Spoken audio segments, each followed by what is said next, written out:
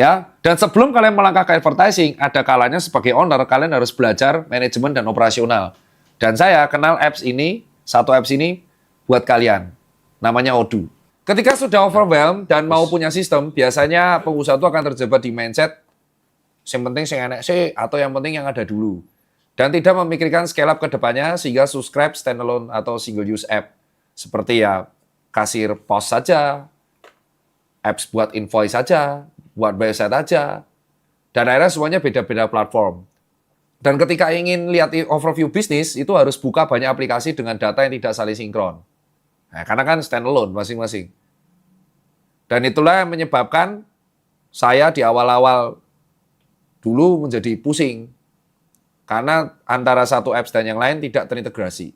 Nah, untuk melakukan otomatisasi dan pencatatan itu bukan hanya harus dilakukan oleh perusahaan besar, tapi harusnya dimulai saat perusahaan itu mulai menanjak. Sehingga agar lebih efisien, kita sebagai pengusaha harus mencari software yang affordable. Karena kan hitungannya baru belajar, apalagi skala UMKM.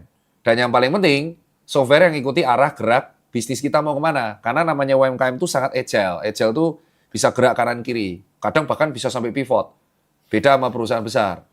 Mau mulai dari modul sederhana dulu kayak invoice dan keuangan tok bisa, nanti mau scale up ke hal yang lain yang lebih kompleks seperti manufaktur, website, HR,